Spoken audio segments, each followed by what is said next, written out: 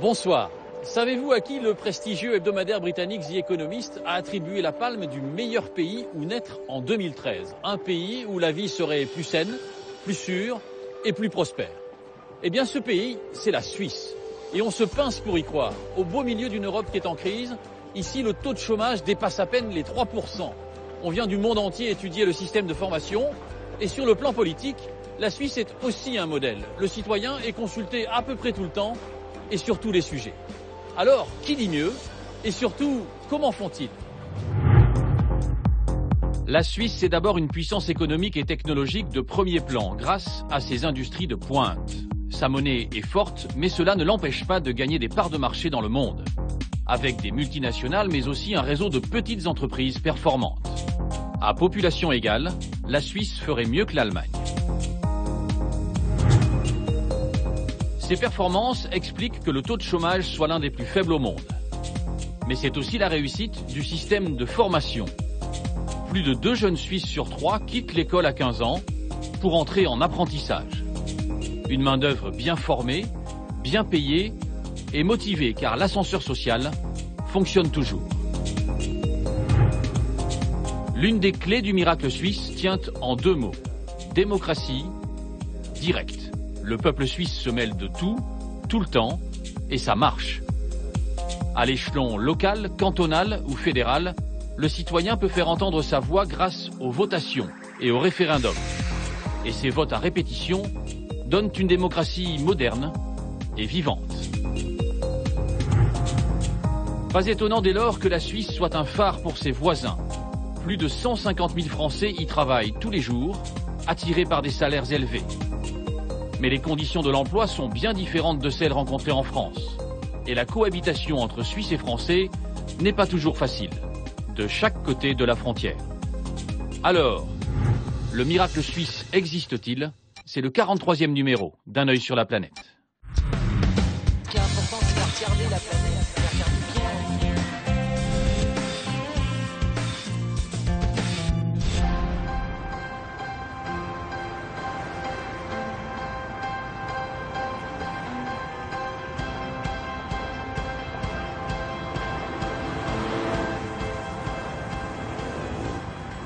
Je vais vous parler de la Suisse, du coup.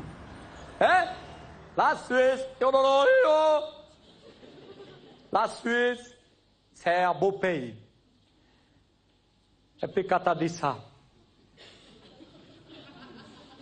t'as tout dit. C'est vrai, c'est un beau pays, mais quand t'habites dedans, tu sais, t'es dans la Suisse, t'es dedans, quoi, t'es comme ça, t'es. Des fois, tu te mets comme ça, tu sais. Ah, salut le Bernard de Dieu, t'es venu ici? Ben oui, je vois bien. Oh, le Simon de Dieu, t'es venu aussi, t'as accompagné ce Bernard, du coup vous êtes 2, c'est ça si le compte est bon.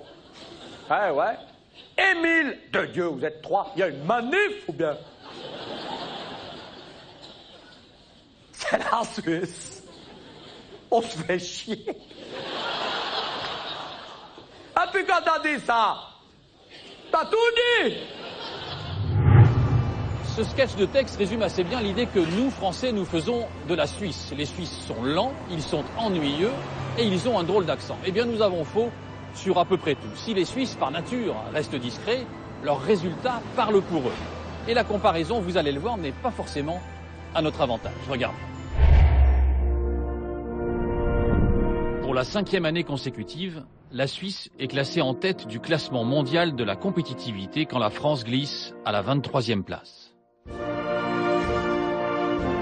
La Suisse est aussi considérée comme la nation la plus innovante quand la France est 20e. Avec un revenu moyen par habitant de 80 473 $ en 2013, les Suisses gagnent presque 2 fois plus que les Français. Selon l'indice des Nations Unies qui classe les pays en fonction de leur niveau de développement, la Suisse est 9e quand la France est 20e. Pas étonnant que les Suisses aient le sourire. Au classement mondial des Nations Unies sur les nations les plus heureuses, la Suisse est 3e quand la France est 25e.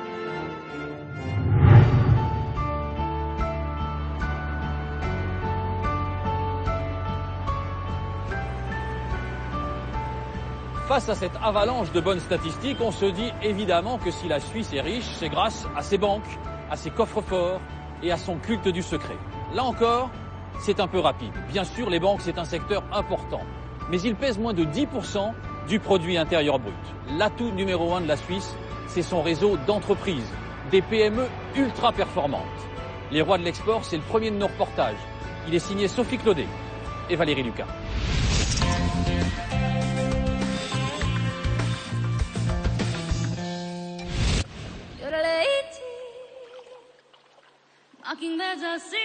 La Suisse, son décor de cartes postales, ses vallées bucoliques et ses vaches paisibles.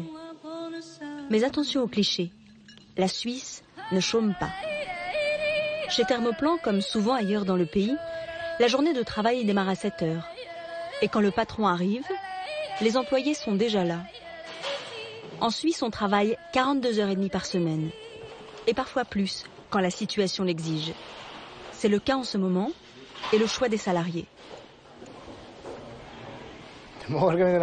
Bonjour tout le monde. Alors, cette semaine, vous commencez à travailler à 6 heures. On est en train de discuter d'organisation. Et la production doit commencer à 6 heures à cause des commandes, et puis on continuera à en discuter samedi. Alors, vous faites des journées de 9 heures. Oui, 9 heures pour les 2 prochains jours, plus samedi. Le carnet de commandes est plein et la production doit suivre. Le patron n'est pas étonné par l'initiative de ses employés. On travaille beaucoup tout en étant très flexible. Je pense que la flexibilité est la clé de notre réussite en Suisse. Nos ouvriers sont toujours prêts à s'adapter quand nous avons beaucoup de commandes. C'est eux qui ont proposé de travailler plus, vous ne leur avez pas demandé. Oui, ça fait partie de notre culture. Ils comprennent les besoins du client et réagissent par eux-mêmes.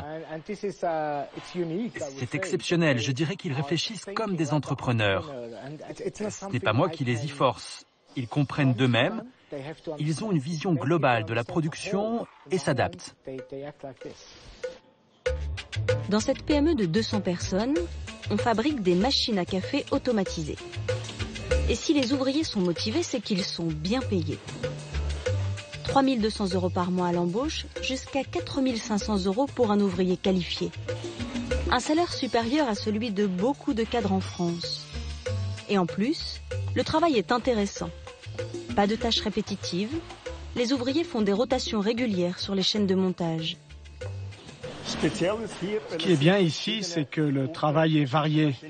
Il y a différents modèles de machines, différentes cultures, et on a tous la possibilité d'apprendre. On a des formations, on a des contacts avec plein de gens. Le travail bien fait, la fameuse qualité suisse, ont permis à la société de devenir le fournisseur exclusif de machines pour le géant du café américain, Starbucks. Une source de fierté pour les ouvriers. Ces machines font partie de moi. Les construire, c'est comme un loisir. Ce travail, pour moi, c'est un hobby. C'est pour ça que je l'aime tant. 2 fois par semaine, le patron aime aller au contact de ses employés. Il a toujours un petit mot sympa. Ah, vous avez une nouvelle coiffure. C'est toujours plus court. Ah, ça vous va bien. Oui, merci beaucoup. Je me sens bien ici dans mon coin. Ah oui, vous avez une belle vue. Je vous souhaite une bonne journée. Chez Thermoplan, les conditions et le cadre de travail sont exceptionnels. C'est ce qui a décidé cet ingénieur chinois à choisir la Suisse après des études en Allemagne. En Suisse, la qualité des produits est meilleure. L'éthique du travail aussi. C'est un niveau au-dessus par rapport à l'Allemagne. Là où la Suisse fait aussi mieux que l'Allemagne, c'est en termes d'exportation. D'ailleurs, comme beaucoup de PME helvétiques, Thermoplan exporte 97% de sa production. Et rien ne semble arrêter la PME. Pour preuve cette carte, grâce à Starbucks, Thermoplan est déjà présent dans 64 pays. Et ce n'est pas fini. Nespresso, Ikea, McDonald's sont aussi friands des machines à café made in Suisse. Vous êtes en train de conquérir le monde, en fait. Une grande partie, oui, mais regardez, il y a la Russie où on peut encore faire des affaires. Alors, régulièrement, le patron voyage pour conquérir de nouveaux territoires. Fin octobre, c'était Milan pour le salon Host, un des plus grands salons d'électroménager culinaire au monde. Un rendez-vous où les PME suisses sont venues en force, à ne rater sous aucun prétexte. Vous voyez, toute la profession est là.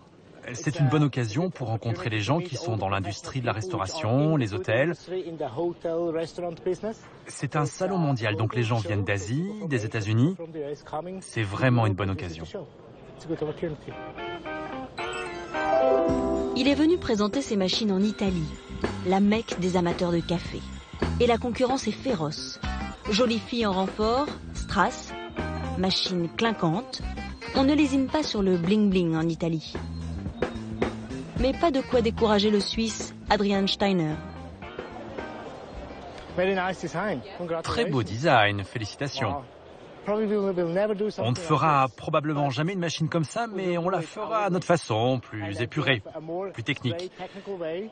J'aime bien cette machine, mais ce n'est pas notre façon de faire. Et pourquoi vous n'utilisez pas de jolies filles pour vendre ? C'est vrai qu'on pourrait faire mieux dans ce domaine. Mais on est plus conservateur, je sais. On est tellement suisse. Pas que j'en sois fier. Moi-même, en tant que PDG, je suis chaque jour au salon.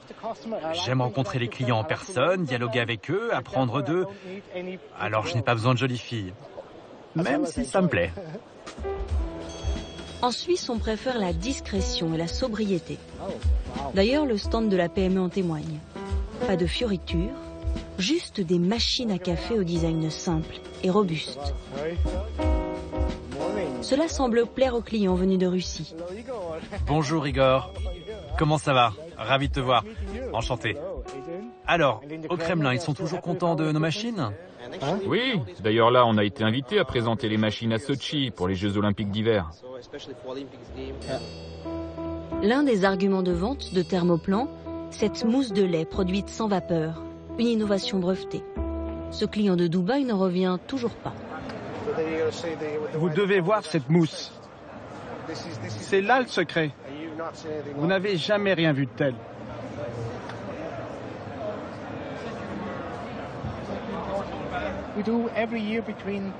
Nous déposons entre 10 et 15 brevets par an. Les brevets sont essentiels pour nous en tant que fabricants. Mais aussi car nous investissons dans la technologie de pointe. Et on ne s'arrête jamais. Pour être honnête, il y a toujours moyen de contourner un brevet, ça peut arriver. La seule sécurité que nous avons, c'est de continuer à investir dans l'innovation. Et nous avons encore plein d'idées. Nous avons 36 ingénieurs qui se consacrent à la recherche et au développement. Le résultat, c'est cette machine. Cette machine, c'est la dernière née chez Thermoplan. Développée pour une chaîne de café britannique. Elle suscite la curiosité et l'admiration des visiteurs. On peut y concocter café et thé, et même choisir parmi 7 saveurs différentes. Ah, c'est fantastique. Vraiment? Pourquoi? Parce que c'est facile d'utilisation. Il y a même des arômes qui sortent de la machine. Regardez, ça sort de là. Et puis c'est fait en Suisse. C'est important? Ouais, bien sûr. Pourquoi? Vous savez, tout ce qui est fait en Suisse demande moins d'entretien. Se positionner sur les marchés émergents comme la Chine ou la Russie, c'est le pari réussi de nombreuses PME suisses. Délicieux. Les Chinois et en particulier les jeunes adorent le lait. Le café au lait, c'est parfait pour ce marché. Je pense que la classe moyenne en Chine est prête à payer le prix pour le café et pour ce style de vie. Miser sur les marchés émergents a permis à la Suisse de traverser la crise et à continuer de gagner des parts de marché à l'export quand la France en perd. L'autre stratégie gagnante, c'est l'innovation, toujours l'innovation. Chez Thermoplan comme partout en Suisse, depuis toujours. Le petit pays enclavé et sans ressources naturelles n'avait pas le choix. Et si on connaît tous le couteau suisse, symbole de l'ingéniosité et de la débrouillardise, ou encore la précision des montres helvétiques, on ne sait pas forcément que les Suisses ont aussi inventé le velcro et permis la conservation des aliments avec la cellophane et le papier aluminium.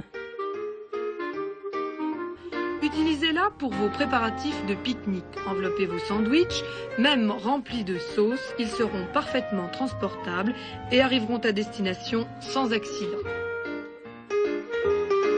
Autant de trouvailles qui ont révolutionné notre quotidien et qui ont fait la fortune de leurs inventeurs. Cette inventivité tous azimuts a aussi permis l'émergence de multinationales.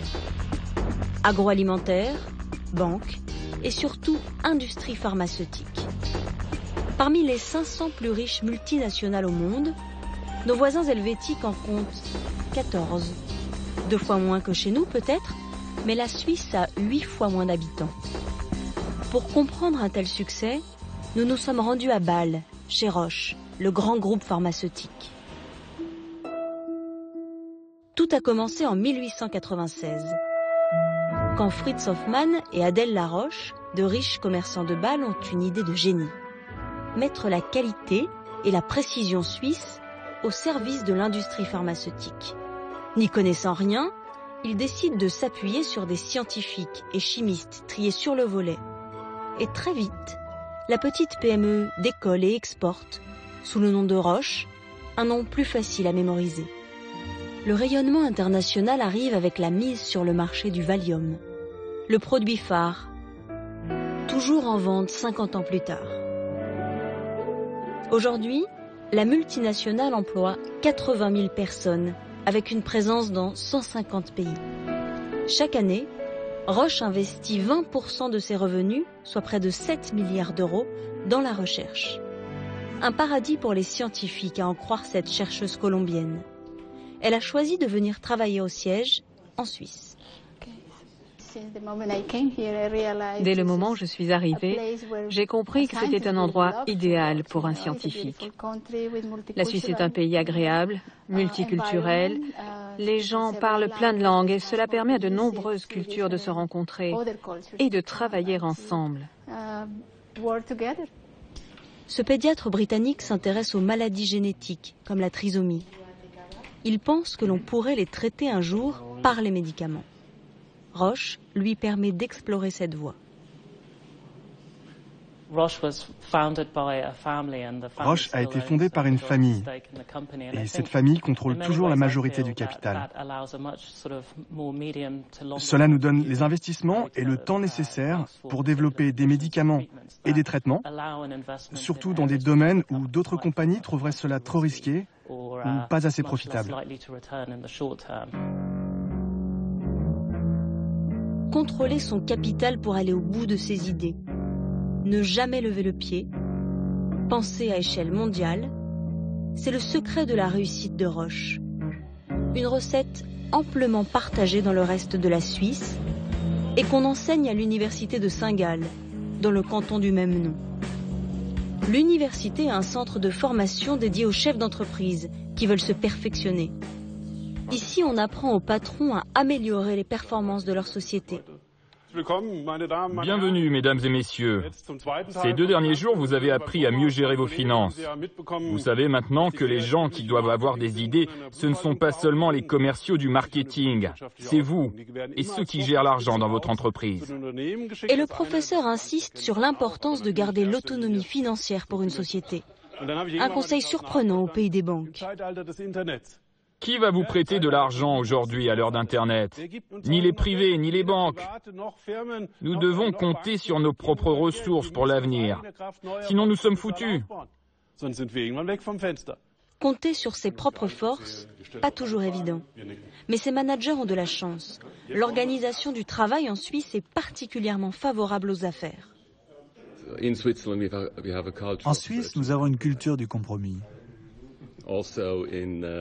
qui existe aussi dans le cadre du travail, dans les relations entre patrons et employés.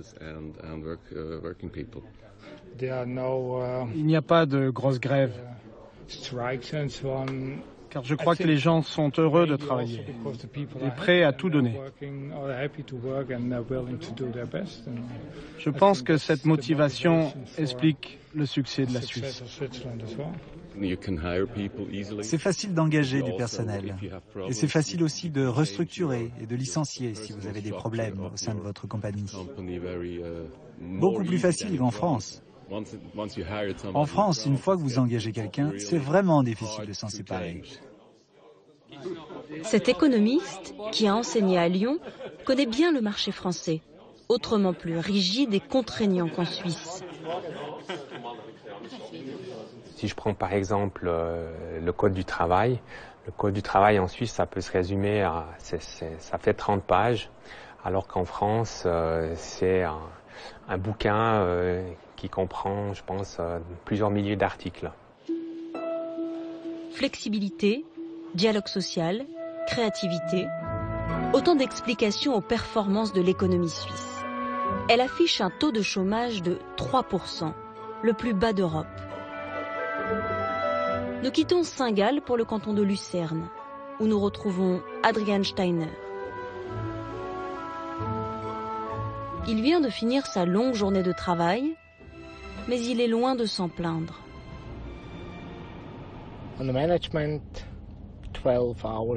C'est très fréquent pour les managers d'avoir des journées de 12 heures, 5 à 6 jours par semaine. Ça fait environ 50 à 60 heures de travail. Et les employés travaillent entre 42 et 45 heures par semaine. Peut-être que ça fait partie de notre culture. Les gens aiment travailler. Ils ont envie de faire quelque chose de leur vie. À moins d'1 kilomètre de l'usine, le patron de PME arrive chez lui dans un décor toujours aussi idyllique. Il s'adonne à son passe-temps favori. C'est de la salade qui vient de la cantine Thermoplan.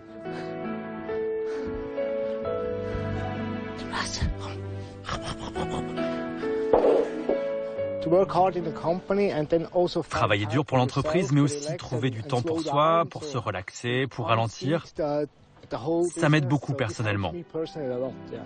Nos employés aussi aiment prendre des pauses pour le déjeuner, par exemple, pour aller respirer de l'air frais. Et puis c'est bon pour le cerveau en plus. Alors délocaliser Thermoplan, impossible. Nous sommes trop attachés à cet environnement. Nous aimons vivre ici.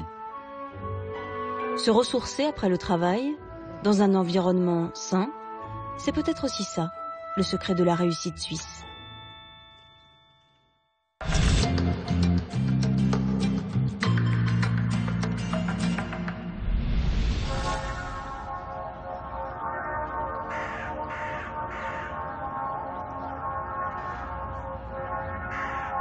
Ces performances économiques, on les retrouve inévitablement à l'heure des bilans. Au siège de l'IMD, une business school de renommée internationale, cet homme établit chaque année le classement mondial de la compétitivité. Stéphane Garelli n'est pas n'importe qui. 12 années passées à la tête du Forum économique mondial et du Symposium de Davos. Avec ses étudiants, il classe une 60aine de pays en fonction de 300 critères. Résultat en 2013, la Suisse est avec les États-Unis le pays le plus compétitif au monde. La France, 28e seulement. Et elle aurait notamment un problème de pression fiscale.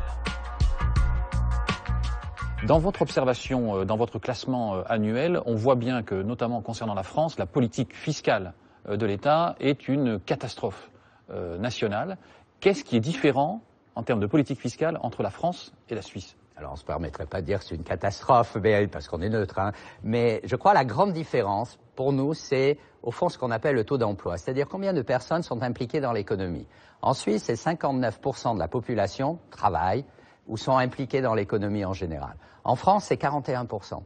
Alors, quand vous avez beaucoup de gens qui sont dans l'économie, qui en plus travaillent beaucoup, hein, plus de 1800 heures par an, alors que c'est 1570 en France. Quand vous avez beaucoup de gens qui travaillent dans l'économie, vous pouvez vous permettre d'avoir des taux d'impôt relativement bas parce que vos rentrées fiscales existent. Maintenant, si vous avez, comme en France, hein, juste 41% de la population qui est impliquée dans l'économie, eh bien vous avez une base qui est relativement petite et vous devez malheureusement taxer beaucoup cette petite base pour payer pour tout le reste. L'assiette suisse est plus grande. Beaucoup plus grande, et puis ça permet d'avoir une fiscalité qui est très raisonnable, non seulement pour les personnes, mais pour les entreprises. Est-ce que vous voyez des recettes qui ont marché en Suisse, qui pourraient marcher en France?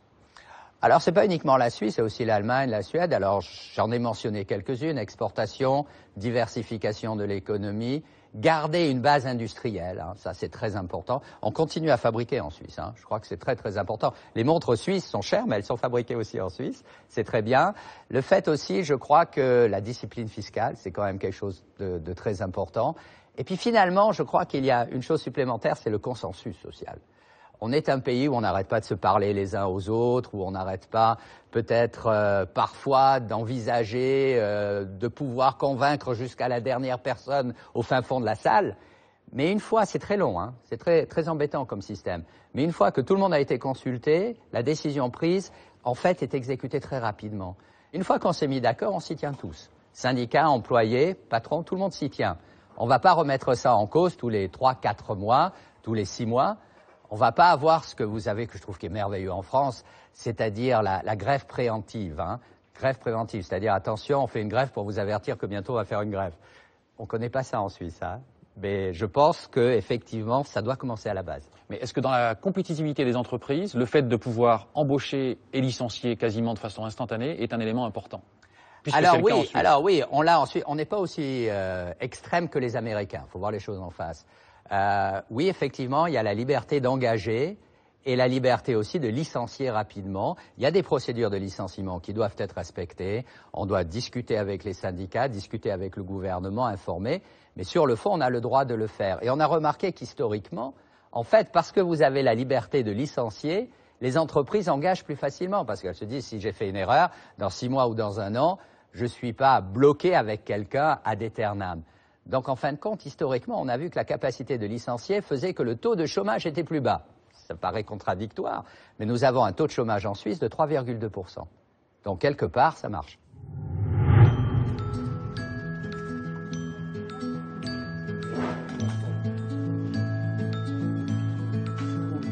La posture est clairement libérale, mais cela n'explique pas tout. L'autre secret du miracle suisse, vous allez prendre un emporte-pièce? C'est la formation des jeunes, comme ici, à l'école professionnelle de Montreux. 900 apprentis viennent très jeunes se former à un métier dans la restauration.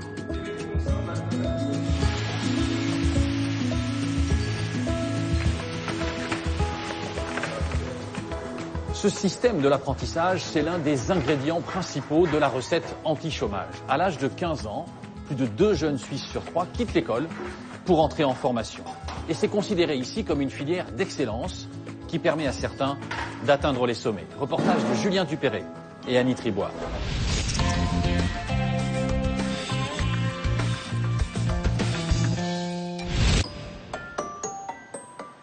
Posé au pied des montagnes du canton de Fribourg, ce collège accueille 500 élèves venus des villages alentours. Et pour tous, la journée commence par un rituel typique. Chaussons obligatoires. Entre ces murs règne la propreté et la discipline. On se lève aussi pour l'entrée du professeur. Bonjour, asseyez-vous. Ce matin, leçon de français.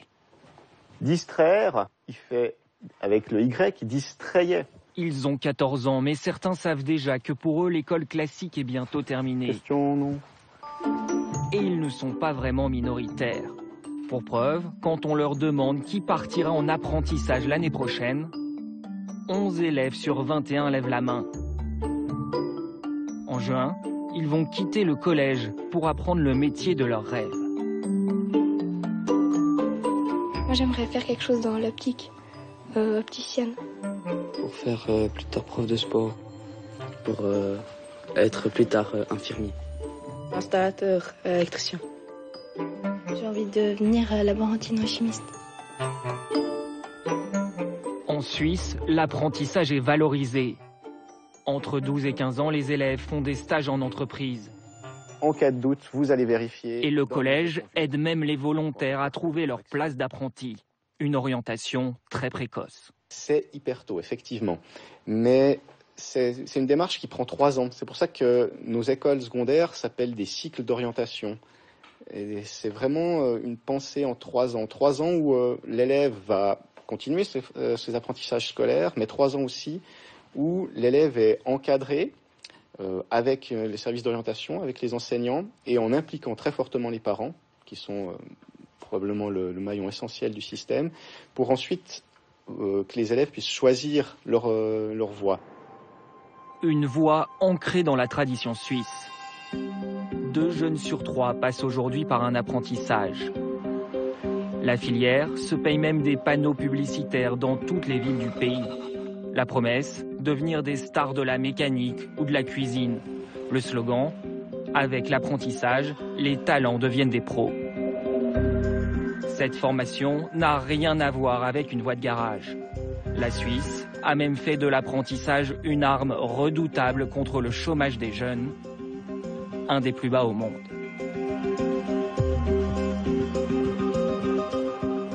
C'est pour cela que Jimmy et Maxime n'ont pas hésité. À 17 ans, quand d'autres préparent le bac, eux vont à l'usine 3 jours par semaine. Ils sont encore adolescents, mais leur quotidien ressemble à celui de n'importe quel autre ouvrier. Alors c'est de 7h et on finit à 4h. Il ne faut pas être en retard. Non, toujours à l'heure.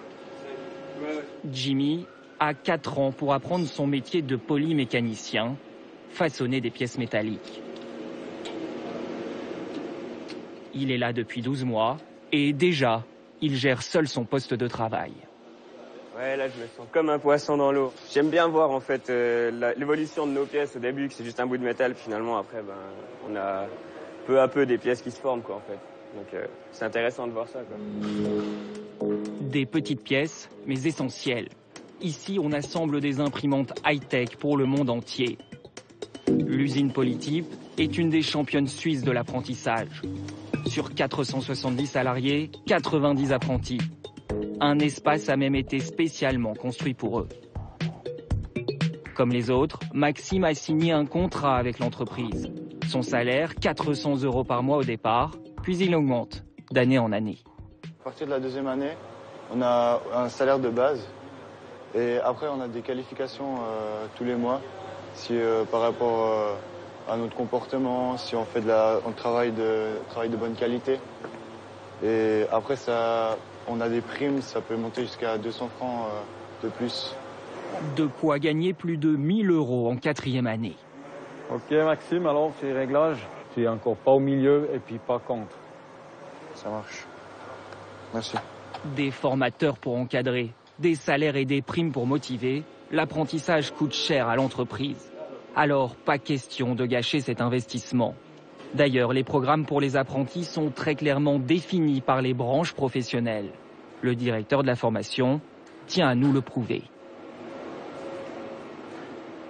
Alors, c'est une ancienne armoire à fusibles dans laquelle on cache un peu nos guides méthodiques.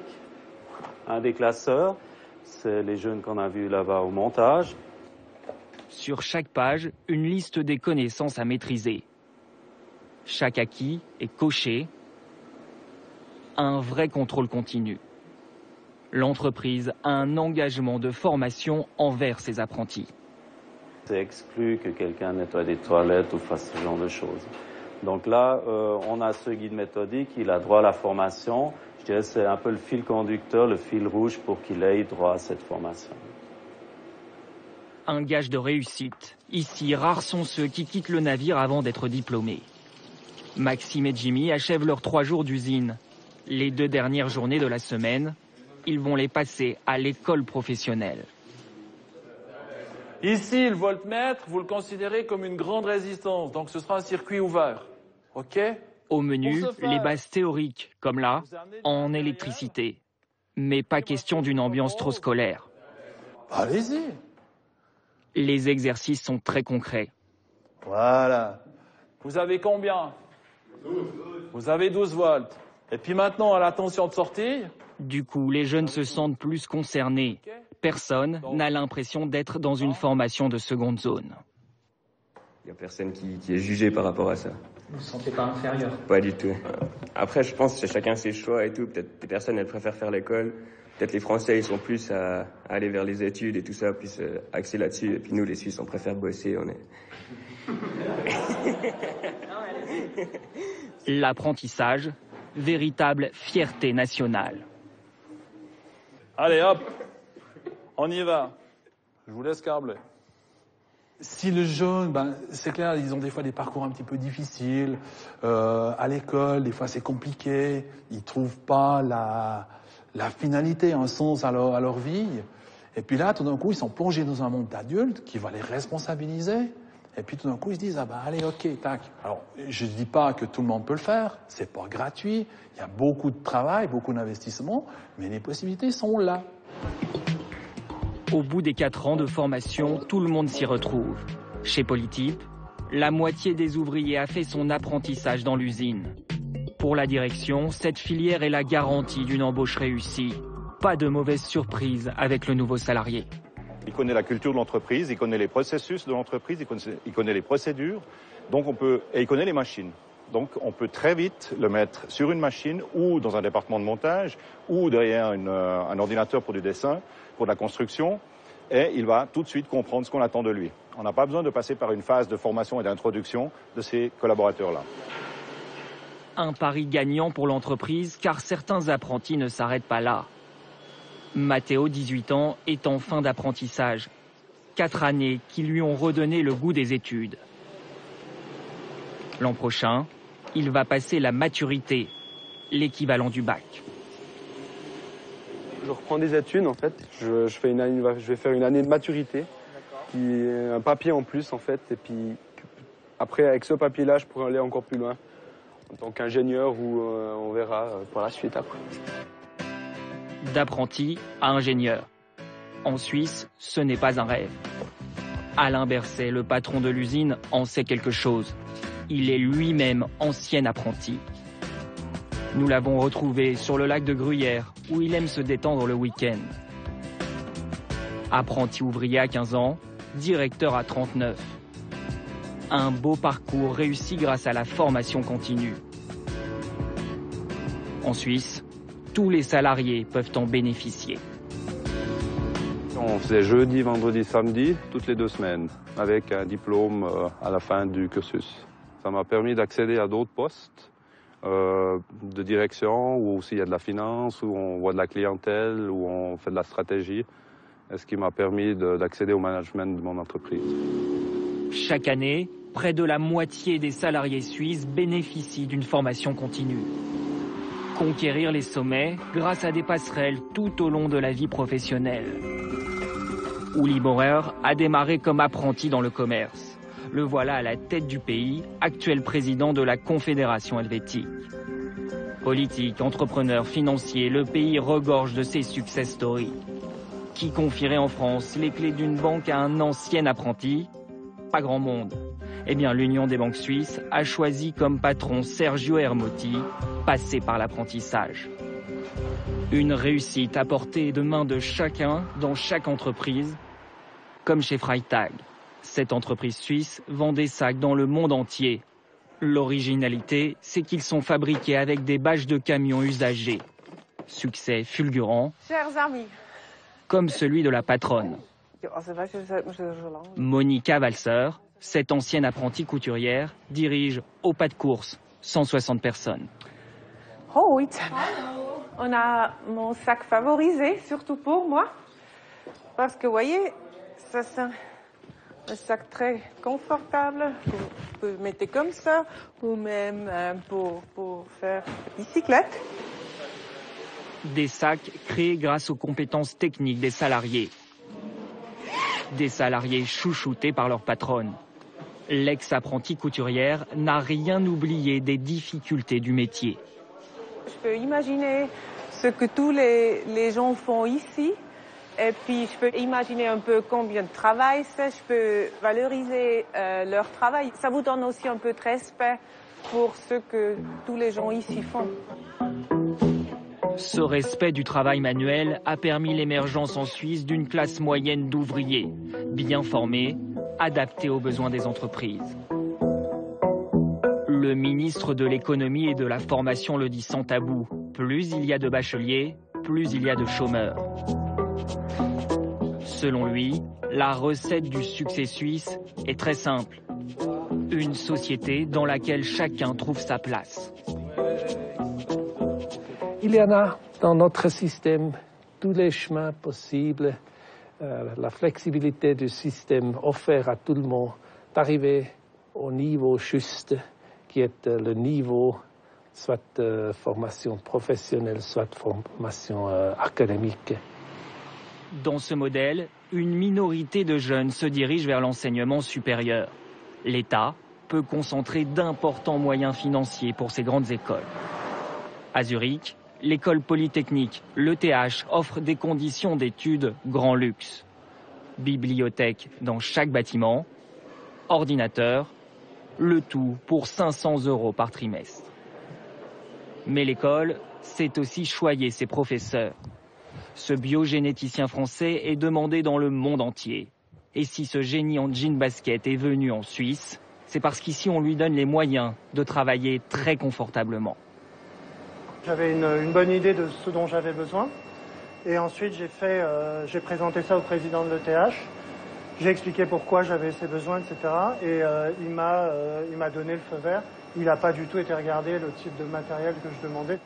Pas regardant non plus le président de l'école sur les salaires, ici, un professeur gagne entre 15 et 20 000 € par mois. De quoi recruter les meilleurs. Au fil des ans, Polytechnique Zurich s'est hissé à la 20e place du classement mondial de l'université de Shanghai. 17 places devant la première faculté française. Dans les laboratoires, des chercheurs du monde entier affluent. Il y a Clément, qui est français, Véronica, qui est espagnole, il y a Felipe, qui est brésilien, on a Pedji qui travaille ici, qui est de Singapour. Pour ce chercheur, impensable de quitter cet Eldorado scientifique. Personnellement, j'ai aucune perspective de retourner ailleurs, je me plais très bien ici, et je pense qu'en fait, on est bien parti pour rester très longtemps ici. Cela dit, évidemment, moi, comme je vous ai expliqué, étant passé par un système français, je ne peux pas m'empêcher de penser à mon pays, à mes collègues en France. Et évidemment, je me dis un jour peut-être qu'il y aura l'occasion de discuter, de faire valoir l'expérience que j'ai eue ou que j'ai en Suisse pour faire comprendre aux gens qu'il y a des paramètres qu'il faut changer.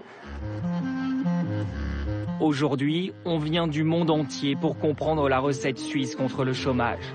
États-Unis, Inde, Angola, les délégations se succèdent. Ces Espagnols vont passer une semaine en immersion dans le pays. Bonjour, bienvenue. N'hésitez pas à vous servir un café. Le système de formation professionnelle est disséqué, afin de pouvoir transposer chez eux, plus tard, les règles d'un apprentissage réussi.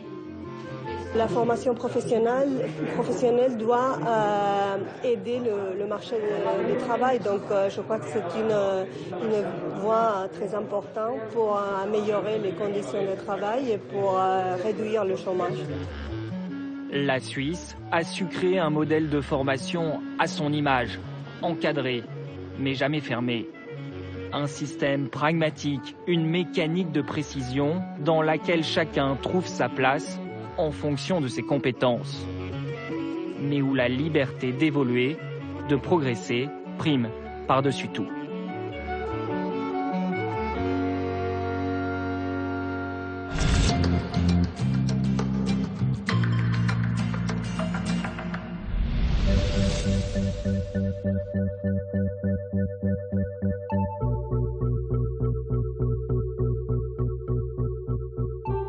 Cette étrange installation porte un nom bizarre. Tokamak. Pour faire simple, les scientifiques cherchent ici comment produire de l'électricité en récupérant la chaleur produite par une fusion nucléaire. Pourtant, nous ne sommes pas dans une centrale, mais dans une université. Ça se fait dans la milliseconde. L'école polytechnique de Lausanne, qui abrite l'un des 3 tokamaks expérimentés en Europe. Étudiants et scientifiques travaillent ensemble, main dans la main. Là, ce serpent de béton qui lézarde dans les vertes prairies du campus, c'est la bibliothèque de l'école polytechnique, imaginée par un architecte japonais. Le PFL, c'est près de 10 000 étudiants de 125 pays différents. À la fois une université, un laboratoire de recherche et un centre de développement pour start-up innovantes. Alors est-ce aussi cela le secret de la réussite suisse? Ces passerelles entre le monde du savoir et celui de l'industrie. Nous avons posé la question à François Garçon. Il est français, mais il connaît la Suisse comme sa poche, et notamment son système éducatif. Il n'a pas peur de dire que c'est un modèle, y compris au niveau financier. Est-ce que les frais pour les étudiants sont beaucoup plus élevés qu'en France? C'est un système d'enseignement supérieur qui est gratuit. J'entends gratuit, c'est-à-dire qu'on paye 900 € par année pour suivre des études dans un contexte qui est un contexte qui n'a pas d'équivalent en Europe. Je dis bien qu'il n'a pas d'équivalent en Europe, hormis quelques grandes universités anglaises. Mais je rappelle quand même que dans les grandes universités anglaises, les droits d'inscription sont de l'ordre aujourd'hui de 12 000 €. Je parle ici de droits d'inscription de 900 €. Donc, des moyens très importants mis à la disposition d'étudiants. Est-ce que la qualité de l'enseignement qui est dispensé en Suisse est comparable à la qualité de l'enseignement qui est dispensé en France? Alors, malheureusement pour la France, il est comparable à la France, c'est-à-dire que l'enseignement supérieur dispensé en France, comparé à celui qui est dispensé en Suisse, est totalement démonétisé. J'entends par là que dans cet établissement dans lequel nous sommes ce matin, cet établissement est classé comme étant la meilleure université en Europe, sur le continent européen, par le classement de Leiden. Vous remarquez que je n'ai pas cité le classement de Shanghai. Dans le Times Higher Education, c'est également considéré comme étant la meilleure université sur le continent dans le domaine des sciences de l'ingénieur et de l'informatique. Et c'est également la meilleure université sur le continent européen selon le critère les jeunes universités. Donc c'est une université, ici, qui démonétise toutes les universités françaises. Alors que la réputation des universités françaises est quand même de dispenser un enseignement de qualité. La réputation que revendiquent les universités françaises, c'est de dispenser une éducation de haute qualité. Le problème, c'est que cette revendication, elle ne recueille pas l'unanimité au plan international, puisque tous les classements, il y a aujourd'hui une quarantaine de classements, disent la même chose, le système français est totalement déclassé. Est-ce qu'il y a une différence d'approche dans la façon d'apprendre les choses aux étudiants en Suisse et en France? Alors, les différences d'approche sont majeures. La première différence qui me paraît la plus intéressante, la plus importante, c'est dans le mode de recrutement des profs. Les professeurs ici sont recrutés sur un planisphère et non pas, on ne recrute pas le régional de l'étape qui appartient à tel circuit mandarinal et qui est recruté par son prof. Ici, dans cet établissement, 60% des profs sont internationaux. 60% Donc des universités profs. beaucoup plus ouvertes sur le monde. C'est des universités où les enseignants sont cosmopolitisés totalement. L'école polytechnique fédérale qui a une gradation en termes de recherche scientifique encore plus forte que cet établissement, il y a 65% de profs étrangers. Donc ça veut dire que on a un système public, on a un système qui est financé par l'impôt et on a un système qui est totalement ouvert aux influences étrangères et où on cherche à recruter les meilleurs sur la planète, ce qui est très important. Alors, pour répondre à votre question, la qualité, c'est le souci d'aller chercher les meilleurs profs sur la planète et non pas les meilleurs profs du quartier. Mais ils vont être plus payés du coup qu'en France? Alors, si vous abordez la question de la rémunération et la question du salaire, c'est une question qui va mettre vos téléspectateurs en fureur, puisque ici, un prof à l'école polytechnique, comme à Lausanne, comme à Genève, à l'université de Genève et comme à Zurich, un prof gagne ici en moyenne 18 000 € par mois, c'est-à-dire à peu près 30% de plus que ce que gagne François Hollande, si je me fie à ce que je dis dans la presse. C'est exactement 3 fois plus que ce que gagne un prof en fin de carrière à la Sorbonne ou à l'école polytechnique. Mais pour être bien précis quand même, donc les profs sont mieux payés, les universités sont plus ouvertes sur le monde. Elles sont gratuites. Elles sont gratuites. Comment ils font? Le secret, il est où? Les entreprises qui donnent de l'argent? Alors non, le secret, il est où? Le secret, c'est que l'État suisse, les citoyens suisses, je rappelle quand même qu'il y a une implication extrêmement forte de la population suisse, des contribuables suisses dans le fonctionnement de leur société, à travers toute une grande quantité d'appareils, sont favorables à ce système éducatif, sont favorables à ces investissements qu'ils considèrent comme étant vitaux pour la prospérité du pays.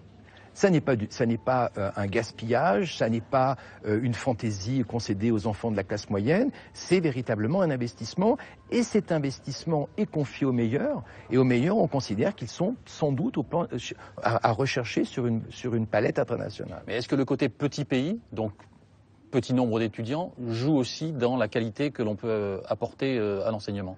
Alors, pour relativiser un petit peu. C'est vrai que la Suisse, c'est quand même 8 millions d'habitants, donc ça n'est pas la principauté de Monaco ni Andorre. C'est un pays qui a la superficie de la PACA, c'est un pays qui a la superficie du Bade-Württemberg, c'est un pays qui est aussi peuplé que la Suède. Donc c'est contrairement à l'image qu'on peut avoir, c'est quand même une puissance moyenne. C'est une puissance moyenne. Je pense que la superficie joue, la population relativement restreinte joue aussi, mais je pense qu'il y a des petits pays qui sont remarquablement mal gérés. Celui-là, c'est un pays de taille moyenne qui est remarquablement bien géré.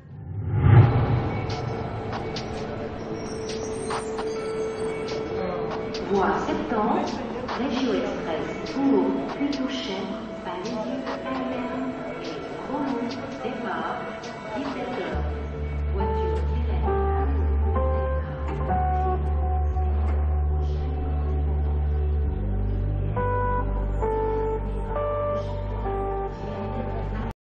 C'est impossible de se promener en Suisse sans tomber sur un de ces panneaux électoraux. Votez oui, votez non. Les Suisses sont consultés tout le temps et sur tous les sujets. Et le plus incroyable, c'est que cet exercice quasi permanent de la démocratie, eh bien, il fonctionne parfaitement. Là encore, les Suisses nous montrent l'exemple. Reportage de Jérôme Tournier et Didier Dahan.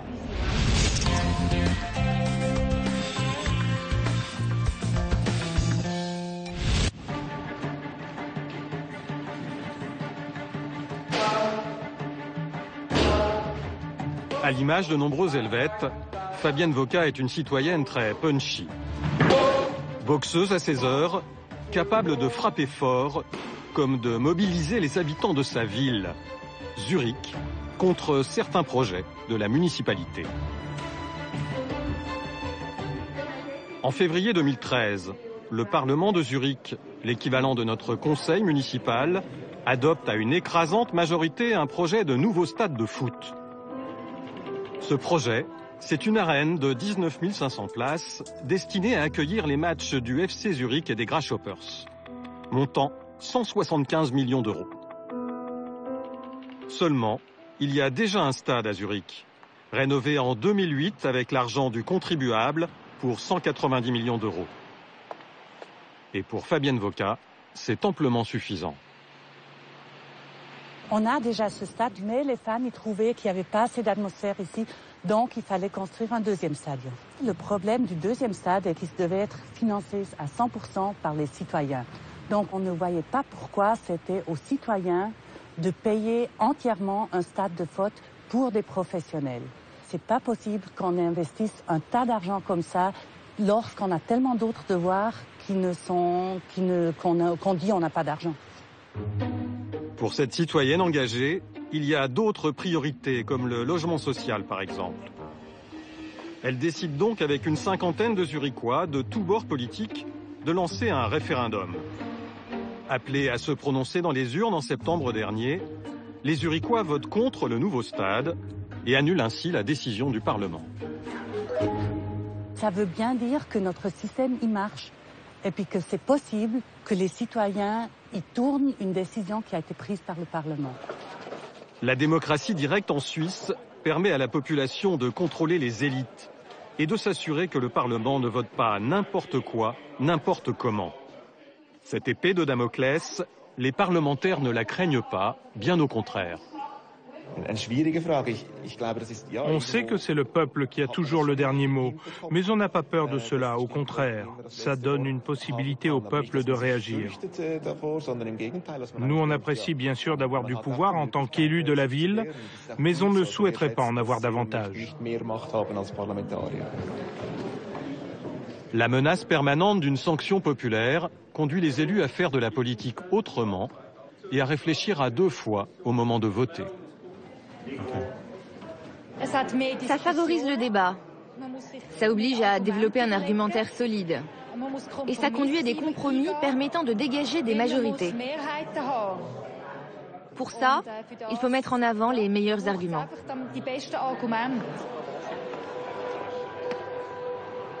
Dans la Confédération, les pouvoirs conférés au peuple sont grands.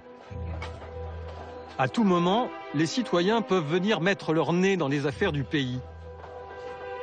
Que ce soit au niveau communal, cantonal, la Suisse c'est 26 cantons, 26 États indépendants dotés chacun de leur constitution, ou encore au niveau fédéral pour les décisions qui engagent la nation.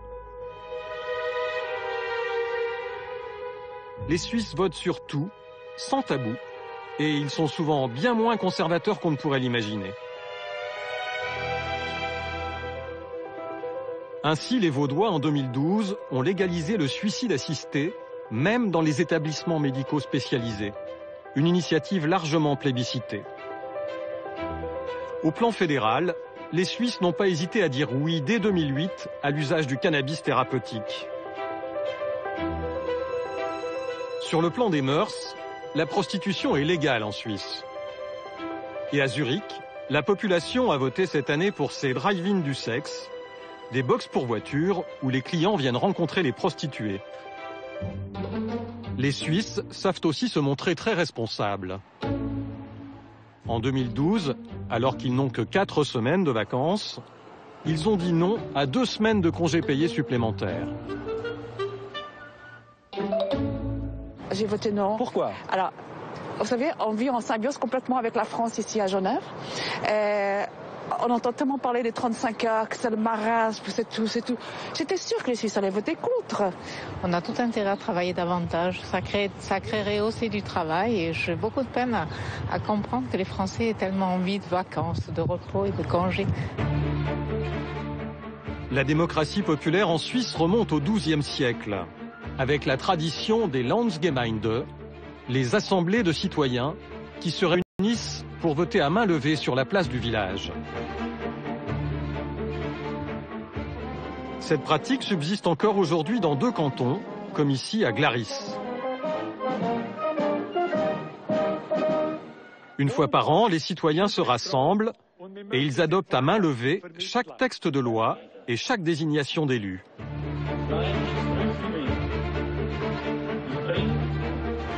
Aujourd'hui comme hier, en Suisse, la démocratie populaire commence toujours dans la rue.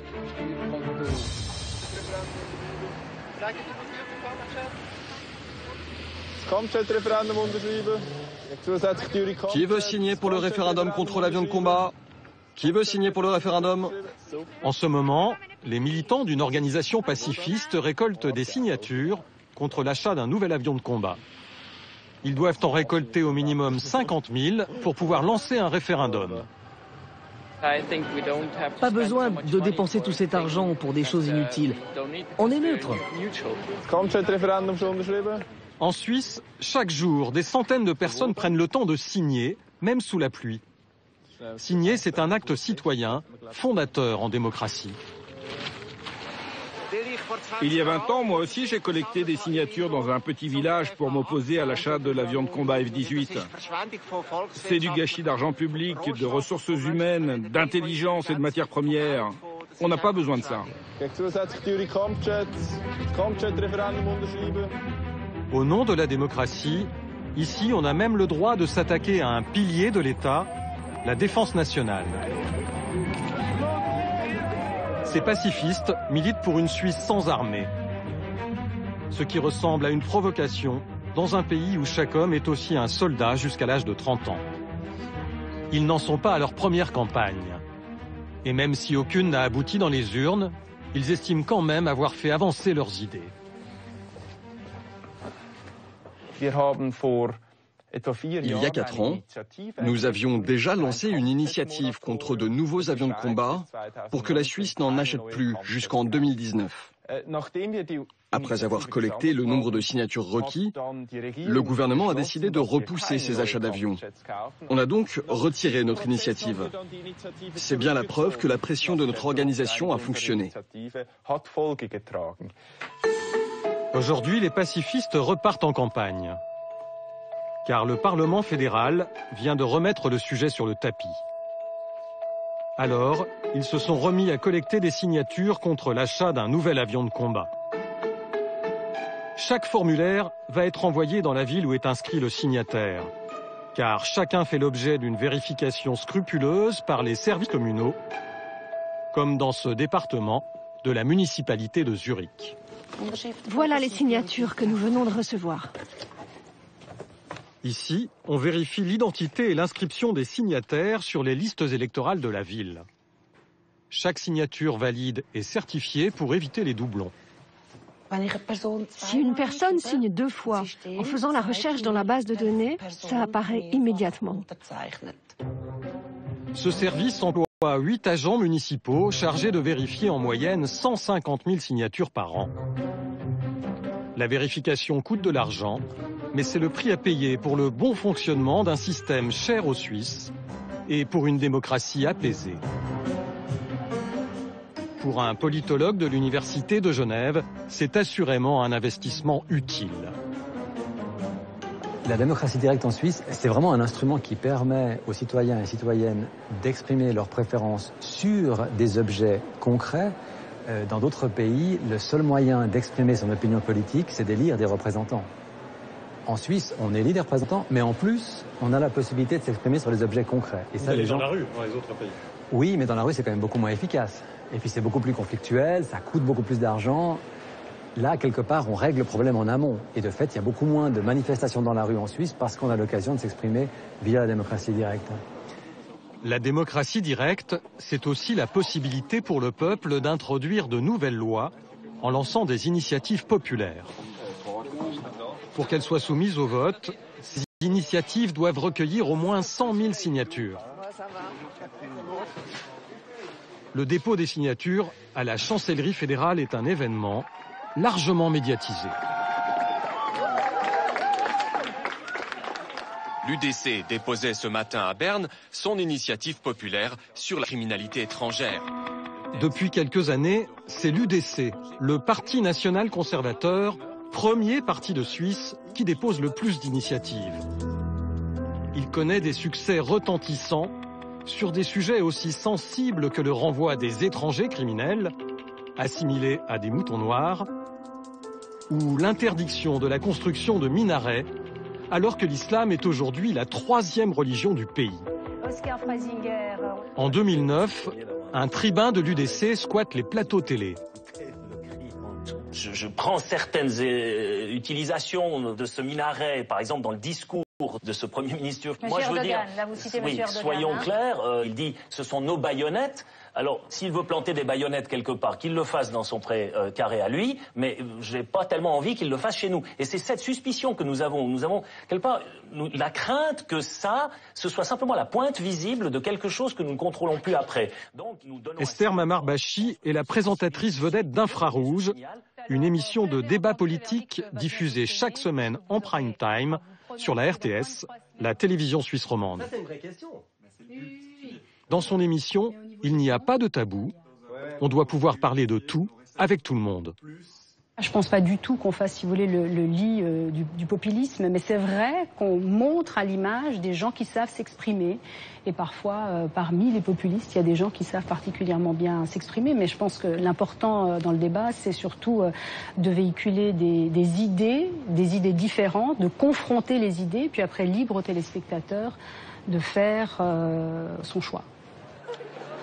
En Suisse, il y a aussi des bonnets rouges.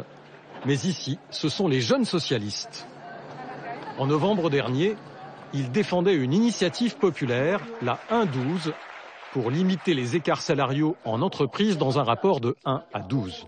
Avec une initiative 1-12, qu'est-ce que vous faites? Vous pouvez relever les bas salaires, elle part dans le circuit économique. Mais le plus étonnant à constater, quand nous avons filmé leur réunion de militants, c'est qu'ils avaient invité un orateur totalement opposé à leurs idées, un membre de l'UDC, la droite radicale. Je dois dire que cette initiative 1-12, elle entraînera un nombre d'effets pervers et mettra encore plus de pression sur les bas salaires. Dans le pays, on croit aux vertus du débat contradictoire. Mais c'est pas vrai.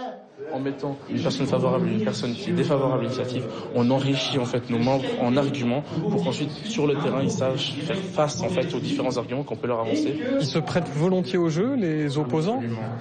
C'est le jeu politique finalement en Suisse parce que je crois que même si on est des politiciens et que l'on ne partage pas du tout les mêmes points de vue, on s'entraide quand même parce qu'on veut tous le succès de la Suisse. Les électeurs suisses sont régulièrement sollicités, 4 fois par an en moyenne. Et le taux de participation s'en ressent. Alors, il faut faire le show pour mobiliser les citoyens. Pour faire parler d'eux, les jeunes socialistes s'en prennent au patron de la banque UBS. Ils révèlent au public qu'il gagne 250 fois plus que son employé de base. C'est pour faire réagir sur un sujet qui est resté tabou pendant plusieurs années, c'est-à-dire les salaires. Il n'y a aucune transparence actuellement en Suisse sur les salaires et on aimerait aussi, avec la 112, faire changer ça.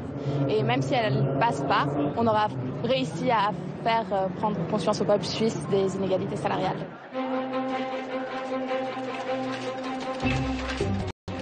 Un mois avant la date du scrutin, le matériel électoral est expédié aux électeurs.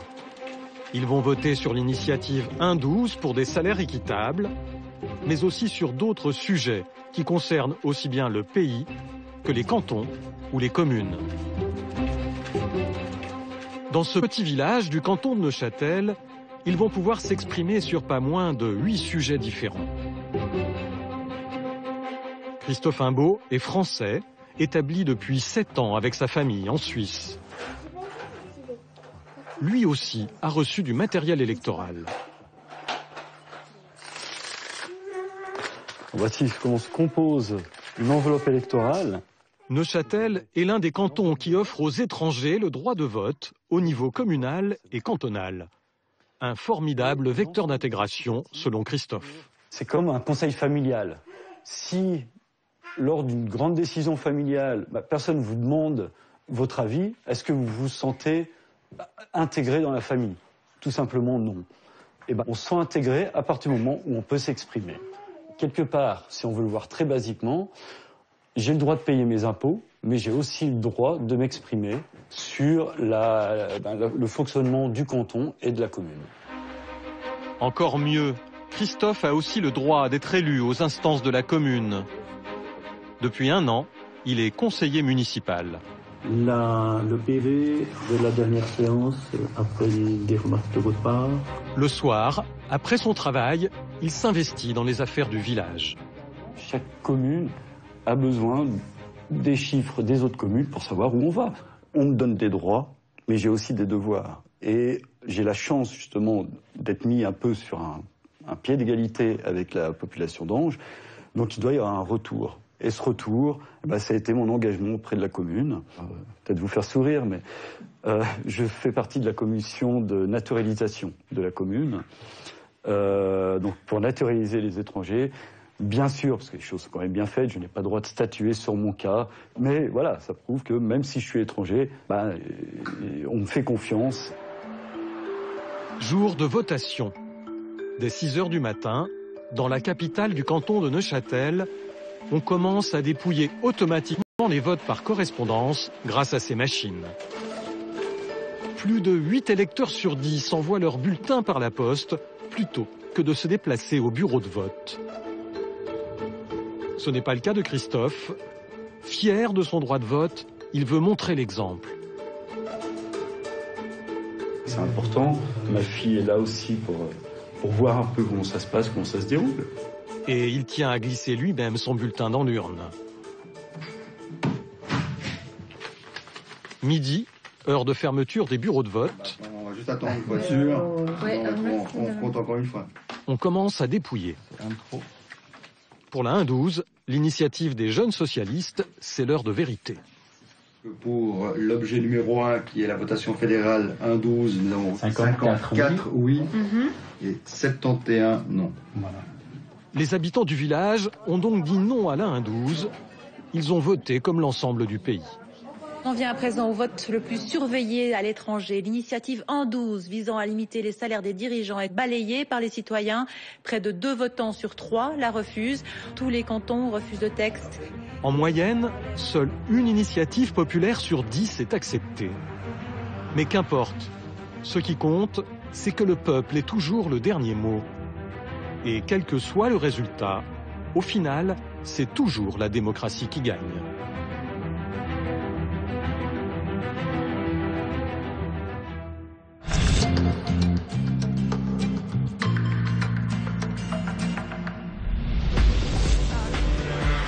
Avec une économie dynamique et une démocratie apaisée, on comprend assez facilement pourquoi la Suisse est aussi attractive. Chaque jour, 150 000 Français traversent la frontière pour venir travailler ici. A priori, c'est du gagnant-gagnant. Les Suisses offrent les emplois, nous offrons nos bras et nos compétences. Mais les choses, vous allez le voir, sont beaucoup moins simples qu'il n'y paraît. Reportage de Maud Gangler et Joseph Allais.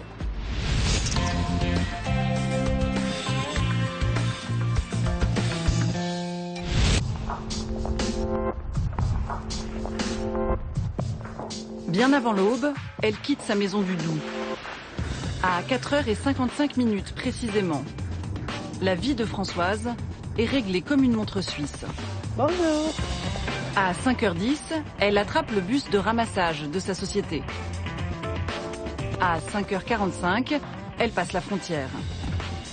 Une vie de frontalière. 1 heure de trajet pour, au bout du compte, à 6h du matin, embauchée dans une usine d'instruments dentaires. Elle y est magasinière depuis 9 ans. Allez, on y va. 62-63.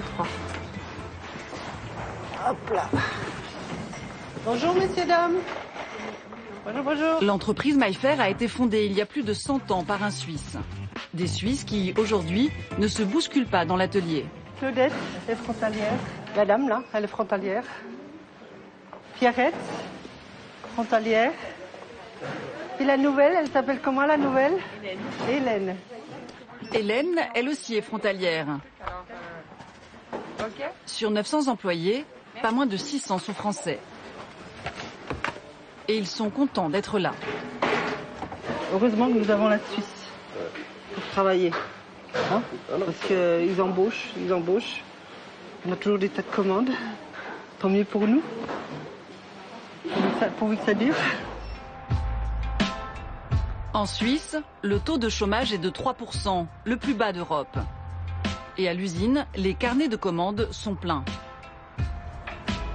Pour le patron, français lui aussi, il serait difficile de recruter de la main-d'œuvre s'il n'y avait pas les frontaliers. En période de plein emploi en Suisse, les gens ont tendance à se tourner vers des métiers du tertiaire, le secteur des services essentiellement. Donc il y a quand même un fort besoin de personnel de production et donc c'est en France que ce personnel est disponible et bien formé. En clair, les Suisses tourneraient le dos aux métiers réputés ingrats pour la plus grande joie des frontaliers français. Une centaine d'entre eux devraient être recrutés prochainement par la société. 17h30, Françoise est de retour dans la maison qu'elle vient de rénover. Des travaux qu'elle n'aurait pas pu s'offrir quand elle travaillait en France. Alors c'était quoi votre salaire à l'époque en France? 919 €. C'était le SMIC de l'époque? Oui. Et aujourd'hui, c'est quoi votre salaire? 2900 €. C'est une différence. Ouais, il y a 2000 € de plus. De quoi financer toutes sortes de projets. La première chose, c'était de refaire ma cuisine. Je me suis fait vraiment plaisir. Grâce au salaire de frontalière? Ah oui. J'ai pas regardé pour ma cuisine. Allez, tout le monde à table! Allez, à table! Et elle n'hésite pas à inviter du monde. Sa famille compte de nombreux frontaliers, plutôt satisfaits de leur sort. On a quand même un niveau de vie meilleur, parce que j'ai travaillé aussi en France. Hein. J'ai travaillé 7 ans en intérim, donc j'ai bien vu la différence. Donc ça m'a permis, en traversant la frontière, d'acheter ma maison. Un niveau de vie supérieur qui suscite des envies chez les non-frontaliers. Moi, je voudrais bien passer la frontière. C'est même limite là, j'ai un CDI. Je crois que je vais même arrêter sur le champ et puis vraiment me démerder avec mes CV, avec ce que je sais faire, à repasser la loi. Une Suisse qui aurait des airs d'Eldorado. Près de 150 000 frontaliers français y sont employés et des milliers d'autres cherchent à les imiter. Michel Berthomeu en sait quelque chose. Ce franco-suisse, à la tête d'un cabinet de recrutement, voit affluer les demandes. Voilà, depuis hier, on a reçu ça. C'est impressionnant. En gros, c'est entre 250 et 300 CV par jour. Et c'est quoi le pourcentage de Français 80%. Bonjour, Michel Berthomeu. Alors forcément, il n'y a pas de place pour tout le monde. Par exemple, dans le domaine du transport, où cet homme aimerait travailler. Il y a des postes, mais il y a beaucoup de gens qui cherchent. Donc c'est pas aussi simple que ça. Simplement, je vous cache pas qu'aujourd'hui, des gens qui ont le permis de grutier, j'en ai 130 et qui n'ont pas de travail. D'accord. Je vous donne juste ce chiffre-là. Les candidats défilent toute la journée. Merci d'être venu. Ils viennent de plus en plus loin, de la France entière, prêts à tout pour rallier ce qui leur apparaît comme une terre promise. Ce jeune chômeur recherche un poste d'électricien et il est plus que motivé. Vous habitez où? À Champagnole, enfin vers Champagnole. Champagnole, c'est pas forcément la porte à côté. 200 km aller-retour tous les jours. Vous avez des amis qui travaillent en Suisse? Un cauchemar annoncé dont il ne semble pas avoir conscience. Vous avez fait le calcul du nombre au niveau des trajets, le nombre d'heures de... C'est à peu près 1h30 l'aller, 1h30 le retour. Ouais, donc ça fait 3 heures en plus quand il n'y a pas la neige. En rajoutant les 43 heures, ça fait quand même beaucoup plus d'heures que si vous travailliez en France et que vous étiez dans le village d'à côté pour aller travailler. Il faut tenir compte de ça, on gagne plus, mais d'un autre côté, ça fait beaucoup d'heures de plus pour venir. Là, on a des gens qui viennent de loin en pensant qu'ils vont trouver, entre guillemets, un Eldorado en Suisse qu'ils ne vont pas forcément trouver. La réalité n'est pas toujours celle imaginée. À Genève, les dizaines de milliers de frontaliers connaissent l'enfer des bouchons. Comme Émilie, une ancienne infirmière parisienne. Chaque matin, elle met 1h30 pour faire 30 km. Comment vous le vivez, ça, une Parisienne qui se retrouve dans les bouchons? Disons que du coup, j'ai de l'entraînement. Mais oui, je le vis un peu mal parce que c'est ce que j'avais quitté. Des soucis qu'elle préfère garder pour elle une fois passée la frontière. Là, si j'arrive au travail et que je dis voilà, que ça roulait mal ce matin, je vais forcément avoir un collègue ou deux qui vont me dire si t'es pas contente, t'as qu'à travailler chez toi. On nous rappelle régulièrement quelle est notre place. Une place que, selon elle, les Suisses ne prendraient pour rien au monde. On occupe beaucoup de postes que jusqu'à présent les Suisses ne voulaient quand même pas occuper.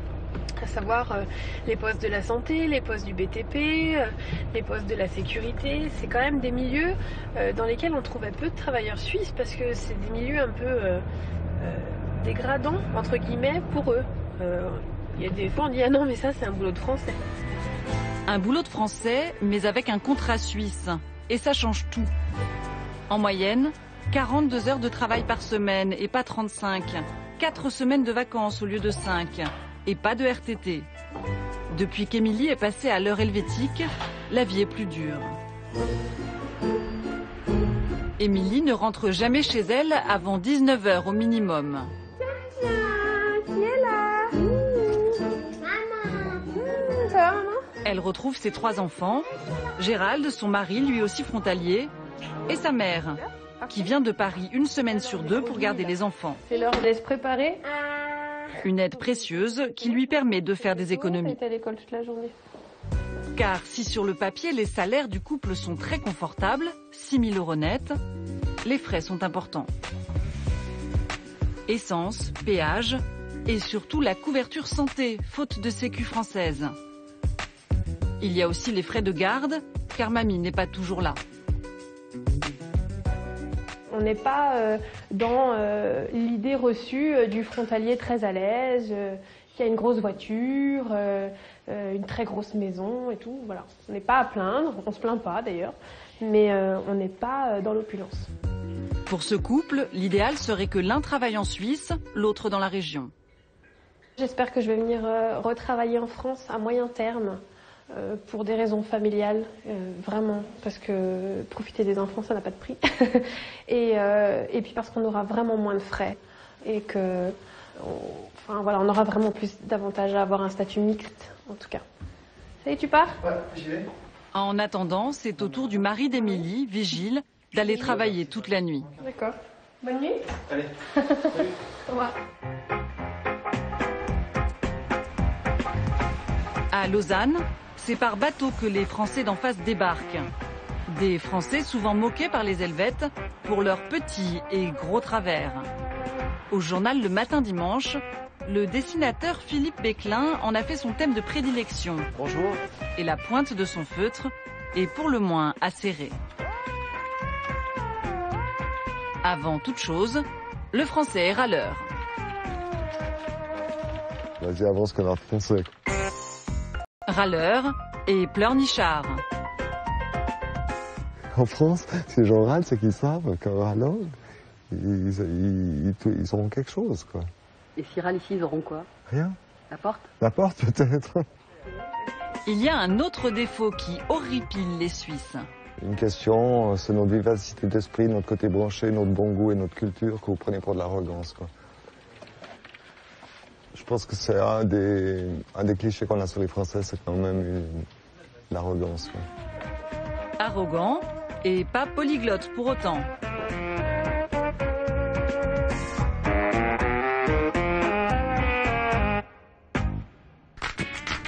Il y a l'ironie douce et l'ironie amère, qui n'est parfois pas très loin de la xénophobie. Dans le canton de Genève, par exemple, où le taux de chômage est presque 2 fois plus élevé que dans le reste de la Suisse. Et comme les frontaliers français sont 2 fois plus nombreux qu'il y a 10 ans, les boucs émissaires sont vite désignés. Certains hommes politiques surfent sur ce ressentiment, comme Eric Stoffer. Il est le leader du MCG, le mouvement citoyen genevois. Absolument. Alors ça, c'est l'expression du ressenti de la population genevoise. C'est vous en avez marre, trop de frontaliers, parce qu'il y a trop de frontaliers, ça c'est une évidence, trop de délinquants. Quand on passe vite, on a l'impression frontalier égale délinquant en fait. Je vous laisse responsable de vos propos. Eric Stoffer est en campagne pour l'élection parlementaire du canton. Son leitmotiv, réserver les emplois aux résidents. Vous savez que je suis maire de la ville d'Aunay, 160 employés, une vingtaine d'engagements par année, dont des apprentis. J'ai toujours engagé des résidents et j'ai toujours trouvé des résidents. Qu'est-ce que vous attendez, vous, du parti d'Eric Stoffer? Qu'est-ce que vous voudriez, vous, là? Donne un grand coup de balai. C'est-à-dire? Qu'il nettoie. Dehors. Retour maison. Une position qui est loin de faire l'unanimité. Et je trouve que c'est haineux, mais moi je ne choque pas en attisant la haine. Mais nous n'attisons absolument pas la haine. Vous attisez la haine. Les frontaliers payent des impôts à Genève. Mais monsieur, allez vous présenter en France. Vous allez défendre les frontaliers, moi je veux continuer à défendre les Genevois. Je ne veux pas défendre les frontaliers, je défends tout le monde qui travaille ou qui vit dans ce canton. C'est bien. Voilà, au revoir, merci, la démonstration est faite, votre discours est vide. Le lendemain matin, nous retrouvons Eric Stoffer à quelques heures du verdict. Aux dernières élections du Parlement cantonal, le MCG avait obtenu 14% des suffrages. Les premiers résultats viennent de tomber. Dans le camping-car du parti, c'est l'euphorie. Avec 19% des voix, le parti anti-frontalier est le grand gagnant du scrutin. Il arrive en deuxième position et ravit 3 nouveaux sièges de députés. Une victoire qui reflète une exaspération, celle de certains Suisses à l'égard des frontaliers. Des habitants en colère, il y en a aussi de l'autre côté de la frontière. Des Français cette fois, qu'on a moins l'habitude d'entendre. À 8 km de Genève, Ferney-Voltaire. 9000 habitants, dont environ 1000 Suisses, au pouvoir d'achat forcément plus élevé. Et ça crée des tensions. Pour le maire, le principal sujet de crispation, c'est l'immobilier. Il y a une bonne partie de Genevois ou d'étrangers qui travaillent dans les organisations internationales qui achètent les logements. C'est ce qui provoque d'ailleurs une certaine inflation au niveau du prix du logement, puisqu'ils se vendent actuellement entre 5 500 et 6 500 le mètre carré. 6 500 € le mètre carré, des prix de région parisienne, mais qui restent bien moins élevés que les prix genevois. Pour les Suisses, un bon plan. Pour les non-Suisses, un cauchemar. Johanna et Dorian sont des Français non frontaliers.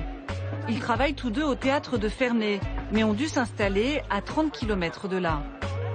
Rien ne les démoralise davantage que les vitrines des agences immobilières. Repère. Le type 3, 2100 €. Ah ouais, le T3, 2100. Voilà.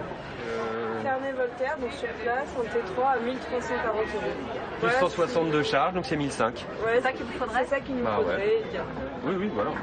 Nous, ce qui nous fait un peu de la peine, c'est qu'on est dans des situations stables, voilà, en emploi, en CDI, avec un revenu correct, et d'être dans des difficultés de précarité au niveau du logement. Moi, je trouve là où il y a de l'abus, c'est au final, c'est quand même les propriétaires qui s'en mettent plein les fouilles, qui se permettent de pratiquer des prix qui éliminent le français moyen, parce qu'ils savent que derrière, il y aura un Suisse qui aura absolument aucun problème à trouver, à pouvoir payer le loyer. Et ce n'est pas tout. Le marché de Ferney-Voltaire serait l'un des plus chers de France. Les râleurs, qu'il ne faut jamais beaucoup pousser, s'en donnent à cœur joie. Bonjour. Et sur tous les sujets. Bonjour. Bonjour, c'est scandaleux ce que vous voulez faire. Ben oui, bonjour. Bonjour, c'est scandaleux votre avenue du Jura. Ben oui, mais allez voir les plans, allez voir ce qu'ils veulent faire là. Une autoroute. Non, c'est pas une autoroute. Bien sûr que si. Non, pas du tout. Donc on favorise le passage des Suisses. Et non, des frontaliers. Des frontaliers, voilà, exactement. Voilà. Donc ça va être une autoroute en plein Ferney, et nous on va être une plateforme routière. Non. C'est scandaleux. Au revoir. C'est compliqué de ne pas opposer les personnes pour des questions déjà de revenus, parce qu'il y a des revenus qui sont extrêmement différents si vous travaillez sur France ou si vous travaillez sur Suisse. Et puis il y a aussi le fait qu'on a un petit peu l'impression d'être colonisé. Donc il y a toute une partie d'habitants, d'anciennes habitantes, cette dame est une ancienne habitante, qui ne s'y retrouve pas. Un sentiment de colonisation, comme si les Suisses pouvaient tout s'offrir avec leur argent. Et pas seulement de belles maisons, de la matière grise aussi. Au cœur du massif du Jura, Morteau. Ici, les entreprises horlogères sont nombreuses. Au lycée de la ville, la filière horlogerie est l'une des plus réputées de France. Ces jeunes préparent le prestigieux diplôme des métiers d'art, la crème de la crème. Et puis les autres, on continue la restauration, que ce soit la montre ou la pendule. Ça marche? Voilà, c'est parti. Un enseignant aux petits soins, des salles de classe spacieuses. La France met les moyens pour former ses futurs talents. Mais ce n'est pas elle qui en profite. Qui est-ce qui va aller travailler en Suisse parmi vous? On est amené à travailler sur des belles pièces. Il n'y a qu'en Suisse qu'on peut trouver ce genre d'offres aussi d'emploi, parce que la Suisse, c'est quand même le bassin horloger. Et donc, c'est des grandes marques, toutes les grandes marques sont là-bas. Et toutes les belles pièces sont là-bas aussi, quoi. C'est vraiment un rêve, quoi. La Suisse recrute chaque année la quasi-totalité des élèves de cette école. Quant à l'artisanat horloger français, il poursuit son déclin. On a des horlogers qui étaient extrêmement compétents, qui sont encore extrêmement compétents bien sûr, mais qui disparaissent, qui arrivent à l'âge de la retraite. Et c'est des affaires qui tournaient très très bien et qui ne sont malheureusement pas reprises faute de repreneurs. Parce que les jeunes... Les jeunes boudent un petit peu l'artisanat française. Pour la Suisse. Voilà, pour la Suisse. Alors la Suisse, avec sa prospérité, serait-elle nocive pour ses voisins? À l'aéroport de Bâle-Mulhouse, le seul au monde qui soit binational, nous allons rencontrer un sénateur qui pense exactement le contraire. Si Jean-Marie Bockel nous a donné rendez-vous ici, c'est parce que sur les 6000 employés de la plateforme aéroportuaire, les 2/3 sont français. Là, on s'approche de la frontière. D'ailleurs, il y a tout de même un drapeau suisse qui nous indique que nous allons passer en Suisse. Là, on est en France, mais là, on passe en Suisse. Pour lui, la Suisse apporte une bouffée d'oxygène à son département. En conjoncture difficile particulièrement, 30 000 personnes, voire plus, qui tous les jours vont travailler en Suisse en étant bien payés. C'est bon pour les commerces, pour les services, pour le bâtiment, parce qu'ils ont construit leur maison également. C'est donc un amortisseur de chômage considérable, considérable. Et une contribution au pouvoir d'achat, au développement économique, qui n'est quand même pas marginal. Si demain matin, les 30 000 personnes ou un peu plus qui vont tous les jours travailler en Suisse se retrouver sur le marché français, ce serait une véritable catastrophe économique et sociale. Au final, la France et la Suisse, c'est un peu comme ces vieux couples qui se chamaillent toujours. S'ils résistent aux années et ne se séparent pas, c'est par intérêt bien compris.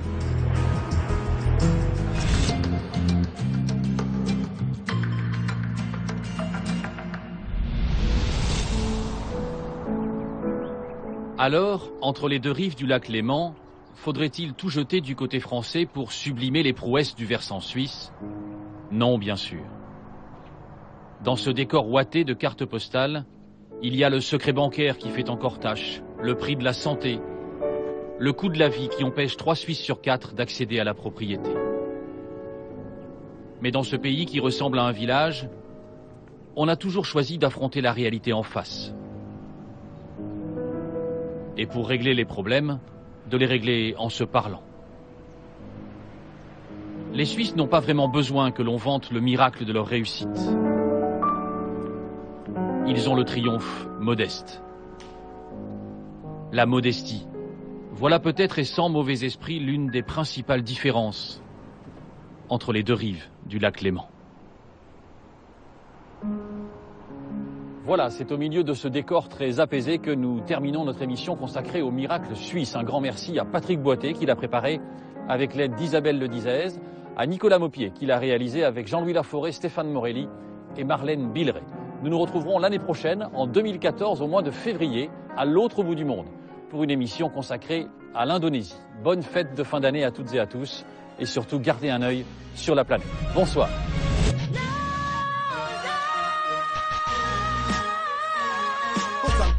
Belle pour être juste une attraction. Ou ce peuple qui courbe sous les poids des factures. Aujourd'hui j'ai la fracture du cerveau. À force de me creuser les neurones pour éviter ton chaos. Nos âmes c'est trop dépensé. J'ai dépensé toute mon énergie à vouloir cadencer. Horrible de ta mélodie, mais tu m'as foutu le cancer de la pensée. Entre toi et moi c'est une histoire d'amour, mais sans cesse je recherche ton humour. Car dans tes bras tu m'as pris et ton romantisme m'a enivré. Et puis tu m'as livré à la lourdeur de ton administration. Qui a fait de l'obtention du permis de séjour une flagellation. Lausanne, pour avoir un logement il faut un permis. Et pour avoir un permis il faut un logement. C'est trop de contradictions. Je ne te demande pas de me dérouler ton tapis rouge ou de m'offrir un sésame. Mais de base du hasard qui a voulu que tu sois ma vie de